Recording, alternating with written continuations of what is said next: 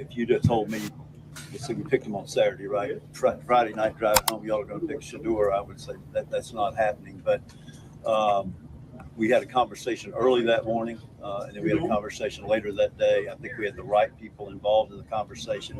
At the end of the day, that's Andrew Berry's call. Andrew made the call to pick Shedeur. Just like who's going to start or what play we're going to call is Kevin's call. But that's Andrew's call. He made the call. Jimmy Haslam just dropped a bombshell that's got the entire NFL world shook. After months of whispers and speculation, the Browns owner finally broke his silence about who really made the call to draft Shedeur Sanders. But here's the thing, that's got me scratching my head. If Andrew Berry was supposedly calling all the shots, why did they wait until the 5th round to grab the most talked about quarterback prospect? Something doesn't add up, and when you hear what Tony Grossi had to say about comparing Shedeur to Dorian Thompson-Robinson, you'll understand why this whole situation is about to get messy. The truth behind Cleveland's draft day decision is, wilder than anyone imagined. Now what's good, football fanatics? Your boy's back with another deep dive, and man, do we have some tea to spill today. You know how the rumor mill's been churning ever since Cleveland shocked the world by snagging Shedeur Sanders in the 5th round? Well, Jimmy Haslam himself just stepped up to the microphone, and what he said is going to flip everything you thought you knew about draft night on its head. See, for months now, people have been whispering in the shadows, pointing fingers, saying that Haslam strong-armed Andrew Berry into picking Coach Prime's son. The narrative was simple. Rich owner sees flashy quarterback. Rich owner wants flashy quarterback. Rich owner gets flashy quarterback. But hold up, because Haslam just threw that entire storyline out the window. And honestly, I'm not buying what he's selling. Not completely. Let me paint you the picture of what really went down. We're talking about a kid who was projected to go in the 1st round. Shedeur Sanders wasn't just some random college quarterback. This was the quarterback everyone was talking about. The son of a legend, the face of Colorado football, the guy who had NFL scouts drooling over his arm talent and football IQ. Yet somehow, some way, he fell all the way to pick 144. That's not just a slide. That's a free fall that defies all logic. And now Haslam wants us to believe that Andrew Berry, the same guy who's been building this roster piece by piece, suddenly had this eureka moment on day 3 of the draft. Come on, man. If Berry really wanted Shedeur that badly, if he was really his guy, like Haslam claims, then explain to me why they didn't pull the trigger earlier. Explain why they let him sit there, watching team after team pass on him, knowing that any franchise could swoop in and steal their supposed target. But here's where it gets really interesting, and this is fresh off the wire from training camp. Kevin Stefanski just gave his most honest assessment yet of what he's seeing from Shedeur, saying, I think Shedeur does a nice job of keeping the main thing the main thing. He's working very hard in the building, in the meeting room, in the weight room, out here on the field. That doesn't sound like a throwaway 5th round pick to me. That sounds like a coach who's genuinely impressed with what he's seeing. Now, let's break down what Haslam actually said, because the devil's in the details. He claims that on Friday night, driving home before draft day, if you told him they were going to pick Shedeur, he would have said, that's not happening. But then, magically, they had conversations early Saturday morning and later that day, and suddenly Berry's making the call to draft him? That timeline is sus as hell, my friends. Think about it. What changed overnight? What earth-shattering revelation happened between Friday night and Saturday morning that completely shifted their draft strategy? Either Haslam's not telling us the whole story, or there's some serious backroom maneuvering that went down that we'll probably never hear about. Grossi is fed up with you, we gotta listen. I think he is going to be the backup at the start of the season, and I think he's earning their trust. I think he throws the ball excellent. He releases it well. It's a tight spiral. He sees the field quickly. He is really, really good at play faking, a special part of this offense, and he can move around, and he's got a better arm than you would think a guy 5'10.5" would have. I can see why the Browns picked him ahead of Shedeur, okay? When you take into account his college career, which was much more productive than Shedeur's, he beats him every step of the way, okay? But we don't play college football in the pros, and we don't play without pads on and tackling. So So until I see live game action, I'm going to reserve I think my guy can play. I've said it a million times. I want to see if Gabriel can play like that too. That's all. I just want to. Well, turn on the Ohio State game and see if he can play. Tony, they're not playing Ohio State. They're playing the Bengals in week 1. Yeah, they're not playing Baylor either or Colorado State. Yeah, okay. Well, I mean, you're yeah, basing your opinion again, on there's what a big Shedeur did difference. at Colorado, where he was 13-11 as a starter, and he went to the Alamo Bowl. There were a lot of great college players, Tony. Doesn't mean they're going to play well in the pros. We'll have to wait and But see. you think Shedeur's going to play well in the pros? I don't know. I don't know if he is. No, I think he is. You said you know he will. You said you know I he will. kind of do know he will, but yeah, I've been wrong once or twice in my 40-year career. And that's Tony Grossi pretty much against Shedeur Sanders. But let's talk about the elephant in the room, the competition. Right now, Shedeur's sitting fourth on the depth chart behind Joe Flacco, Kenny Pickett, and Dylan Gabriel. And you know what? That's exactly where the doubters want to keep him. Recent reports suggest that Cleveland fans hoping Sanders could get the nod for Week 1 should probably put such dreams to bed, with insiders feeling zero urgency to treat Sanders as anything but a talented, developmental-type prospect. But here's what these so-called experts are missing. Shedeur just had his best practice of training camp on day 4, throwing 3 touchdowns and showing exactly why he was considered first-round talent. While everyone's focused on his draft position, they're ignoring the fact that this kid is quietly making moves and turning heads when it matters most. Tony Grossi, that veteran reporter who's covered the Browns for decades, came on the radio and basically dismissed Shedeur's entire college career. He's talking about how Dylan Gabriel had better college stats, how Gabriel beats him every step of the way. But you know what Grossi conveniently left out?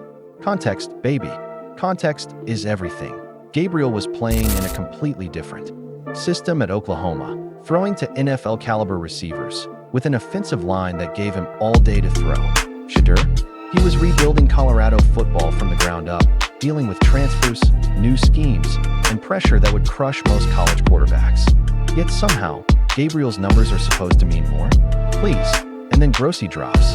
This gem, we don't play college football in the pros. Oh really, Tony? Then why are you using college stats to justify why Gabriel should be ahead of Shedeur?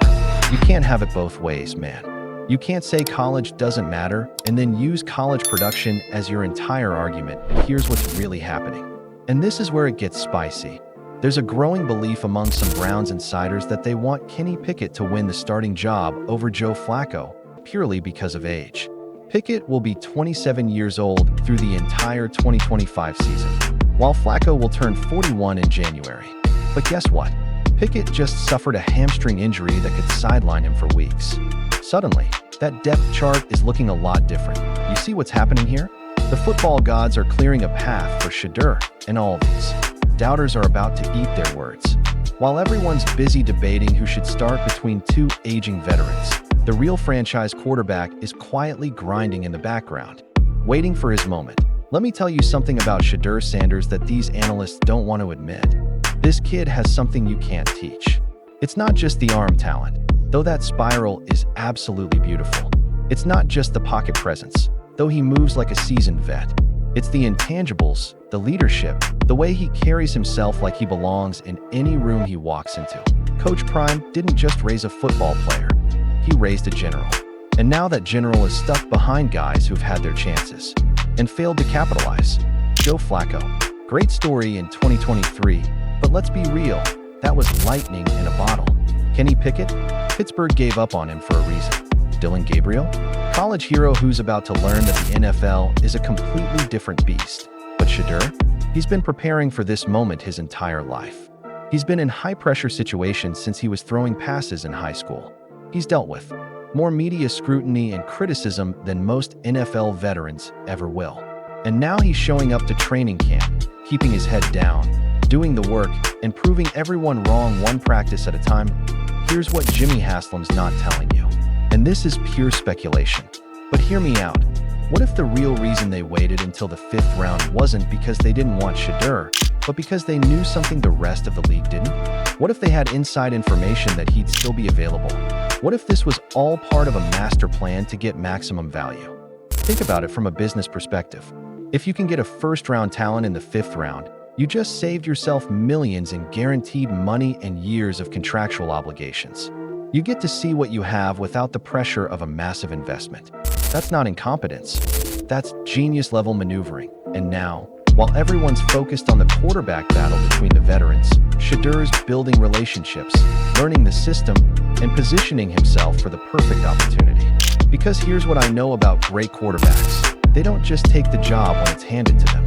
They take it when nobody expects them to. The narrative around this entire situation is about to flip, and when it does, all these doubters are going to scramble to rewrite history. They're going to pretend like they saw it coming all along, like they always believed in Shedeur's potential. But we'll remember. We'll remember who stood by him when he was written off as a developmental prospect, and who tried to bury him before he even got a real chance. You want to know the real reason Jimmy Haslam finally spoke up? Because he knows what's coming. He knows that when Shedeur gets his shot, and trust me, he's going to get his shot, all those whispers about ownership interference are going to turn into praise for finding a diamond in the rough. He's getting ahead of the narrative before Shedeur makes everyone look foolish. And Tony Grossi? That man's about to learn that sometimes the eye test matters more than the stat sheet. Sometimes leadership matters more than completion percentage. Sometimes having that dog in you matters more than where you got drafted. Mark my words, by the end of this season, we're going to be talking about the Browns' quarterback situation in a completely different light. We're going to be wondering how 31 teams passed on Shedeur Sanders, and Cleveland's going to be laughing all the way to the playoffs with their 5th-round steal under center. The truth is, Jimmy Haslam can say whatever he wants about Andrew Berry making the call.